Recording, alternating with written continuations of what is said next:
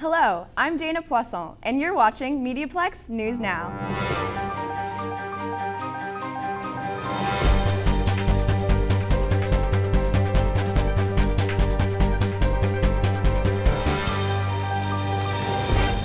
In our top story, the Children's Aid Society works in the community to provide help and support to children and their families.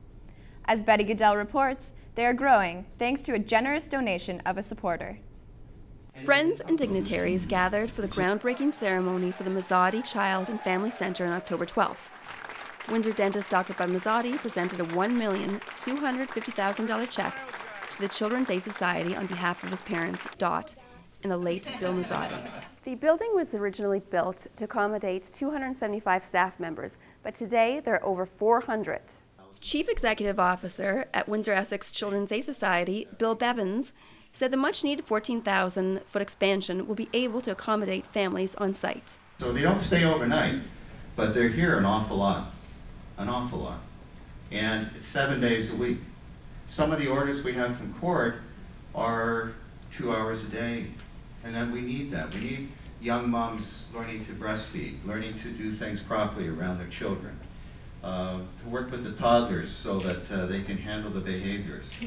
So we can work with the parents in groups and in counseling to help them with their addictions issues, family violence issues, with mental health issues. And when we do all of that, we can get folks back together and then get those kids back home. So that's why we need to do this. There are 15,000 visits a year in the front building. We don't have enough space. The CAS has many success stories. Jemima is one of them. Most of my teachers, when they saw me on the billboards and everything, they'll be like, "Oh, you're in care? You're a youth in care? How come you weren't bad or anything?" And I'm like, not every youth in care is a bad kid. You know, people have good qualities out there. Children's Aid Services doesn't just stop at the age of 18. They have care extended to the age of 21 to ensure proper success. I'm Betty Goodell reporting for Mediaplex News Now. All the Arts of Windsor was on display in the charity event called F is for Fashion. Ashley Godin was there. Models of all shapes and sizes took to the runway in the final fashion installment for this year's Harvesting the Fam Festival. FAM has returned for its 7th year, running from September 28th to October 13th. The festival was created as an opportunity to promote and showcase local talent in a variety of mediums and is 100% free to the public. Dee Dee Shkreli, designer and owner of Dilly Daisy, has been involved with the festival since it began. She now oversees and organizes the fashion aspect of FAM. I think the reason it's important, besides the fact that it's a lot of fun, is because it actually involves all the arts of Windsor. We have, not all, but a lot of the arts of Windsor. FAM is awesome because it has filmmakers and artists and musicians. It's over a week long at all different venues. And then the fashion show is just to debut fashion. And there's actually quite a few Windsor designers. We got a few from London and Toronto that came as well. But just to kind of show that, yeah, Windsor is a fashionable city. We have a lot to offer. FAM has become Windsor's largest independent inter-arts festival. Events include musical performances, art exhibitions, fashion shows, and film screenings. Festival creator Murad Erzinçlioglu started the event with a friend as a way of getting their own work out into the community.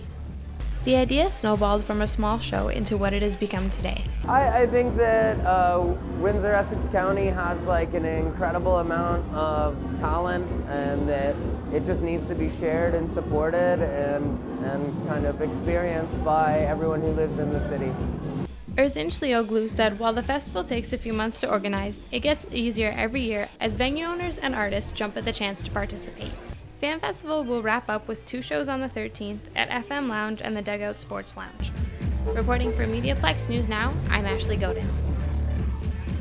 The Juvenile Diabetes Research Foundation is the leading global organization focused on type 1 diabetes research.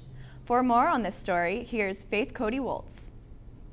The Juvenile Diabetes Research Foundation, or JDRF, hosted a Ride for a Cure today at Devonshire Mall. This event is taking place all over the country. Wendy Cunningham, the Senior Fundraising and Development Coordinator, hopes to raise $55,000 locally and $7.9 million nationally to find a cure for type 1 diabetes. The funds are coming from local banks, businesses, and pledges. We have teams of 5 people who each ride for 7 minutes, and it's a pledged event, so people raise money for the event, and again, that money goes to research. It goes to JDRF for research. This event was 3 years in the making, and for many, it was well worth the effort.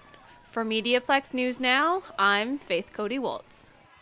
In this week's 5 Minutes With, Alicia Norick talks with Chris Brecka, coach of St. Clair College's girls volleyball team and owner of Healthy Creations Bakery. I'm Alicia Norick, and today we are spending 5 minutes with Chris Brecka, owner of Healthy Creations Bakery and coach of St. Clair College's women's volleyball. So, Chris, how did it all get started with your bakery? Back in '94, my son was diagnosed with celiac disease, and he wasn't interested in eating any of the gluten-free food that was available at the grocery store, so I started making products for him at home. And in '96, my youngest daughter was also diagnosed with celiac disease, so I had 2 out of 3 kids that I was feeding gluten-free food to, so I started learning all about gluten-free and developing all kinds of recipes. And it's kind of a business that started itself with our support group in Windsor. I would make products just to sample at our meetings, and then people would ask me to make bread for them. Since the store's been open, I was on the website and noticed you deal with hospice. How do you work with that? We've done about 3 fundraising campaigns for the hospice, and mostly what we've done is decorate cupcakes, and for every cupcake that we sell, we donate $1 to hospice. And I've incorporated the last 2 years the volleyball team at St. Clair. It's the team that I coach. The girls come into the bakery, and they're the ones who decorate the cupcakes. So some of them are quite artistic, and some of them have never decorated anything in their life. So it's kind of fun for them to do something different, get out of the gym. And then we're also doing something with the community, because we're encouraging the teams to do some sort of involvement in the community. So that's what I chose to do. What kind of other events have you done with hospice? Is it just strictly cupcakes, or? Well, the one last summer, actually, we did taking our tops off for hospice, which was selling cupcakes with the tops taken off. So we removed the cake part and decorated the small part on the cupcake. So a lot of people were attracted to our sign because it said we're going topless, and it was kind of funny. How do you find time between running the store and coaching for women's volleyball? Well, it makes for a pretty full day. I really don't have a lot of extra time for anything, so yeah, it takes up a lot of time. What got you interested in coaching for the women's volleyball team? Well, I've been playing for a lot of years, and I started coaching actually at the high school level back in, I'm going to say, '92, and then when I was going to retire from coaching high school because my oldest daughter was graduating and she was going to college, I thought that's enough of that. Actually, no, sorry, when she was graduating grade school, going into high school, because then there was going to be a conflict whether I'd be able to watch her play or the team that I was coaching, because she wasn't going to the high school where I was coaching. So I decided that I would retire from coaching.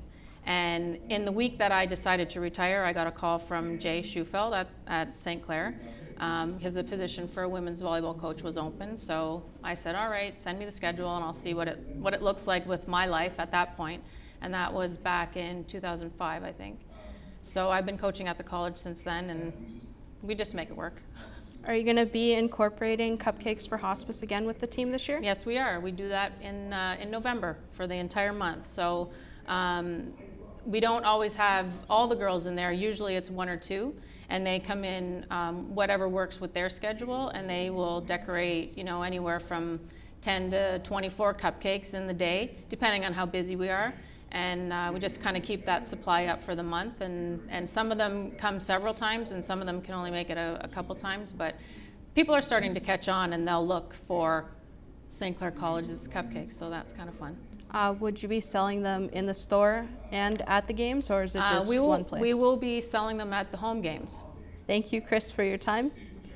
This has been 5 Minutes with Chris Brecka, owner of Healthy Creations and coach of St. Clair College women's volleyball team. I'm Dana Poisson, and you're watching Mediaplex News Now, the voice of the future. We'll be right back after these messages.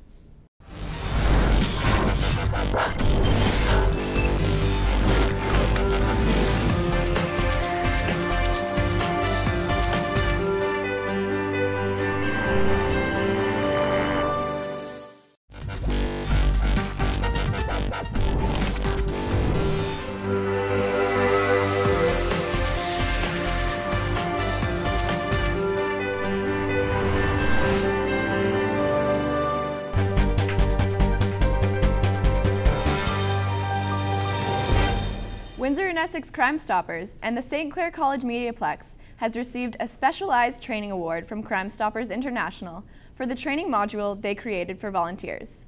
Crime Stoppers visited the Mediaplex last week to present the award. Hi, we're here today on behalf of the Windsor and Essex County Crime Stoppers. We're here to present an international award that we received last month at the International Crime Stoppers Conference in Las Vegas, Nevada. And the award is specialized training. And then we want to thank St. Clair College, Mediaplex, Dave Harrison, and Andrew Rittenhouse for helping us put together this module for our volunteer base. Now, as far as the training module goes, we allow our volunteers to watch a 5-minute video on the history of Crime Stoppers and how Crime Stoppers works, and it gets their volunteer process starting. Giving children and families more reason to dress up during the Halloween season, ZombieCon recently took place for the Windsor community to celebrate zombie pop culture. Courtney Turnbull has the story. It is as though they rose from the dead. Rain or shine, zombies from all over Windsor gathered downtown for the first ever ZombieCon. The undead of all ages participated for this free family fun event that was held at Villain's Bistro. The night was filled with contests, food, prizes, and more. Captain Hindgrinder, also known as Michael Reeve, was the organizer of ZombieCon. He is also the owner of Z-Day Production, which makes films and helps other local directors within the community. More and more I've been seeing a lot of people really enjoy the zombie pop culture and whatnot. And we currently have a zombie walk that occurs. However, it starts off very late and at the end of the weekday on a Friday, so it's not very accessible to children and families. So we wanted to do something where it starts off earlier. We have more things included, more events for families, for children, so more reason for them to dress up and have fun during the Halloween month. Prizes were given for Best Overall Zombie, Cutest Little Zombie, Best Zombie Couple, Sexiest Zombie, and Best Survival Zombie. Because the event was free, organizers asked for canned goods to give to the Downtown Mission and money donations to go to the Windsor Youth Center. Sarah Steele, a Windsor hairdresser, volunteered to do the zombie-themed makeup. And I have kind of not necessarily been, we haven't known each other for a very long time, but it's kind of like he always has a very elaborate costume. I usually have a very elaborate costume. We usually do mutual kudos on Halloween, and then, of course, Facebook, the social network, the web of everything, kind of brought us together. We've worked together on a few films. He works locally with Gavin Michael Booth as well, as do I.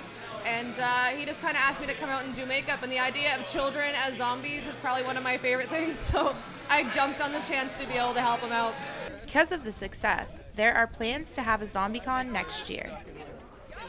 From Mediaplex News Now, I'm Courtney Turnbull. Let's go outside to check the weather. Chanel, what's it like out there?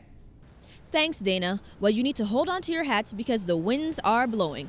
Did you know that one lightning bolt has enough electricity to service over 200,000 homes? Now let's look at our weather for the remainder of the week. Tonight will be 18 degrees Celsius with heavy showers.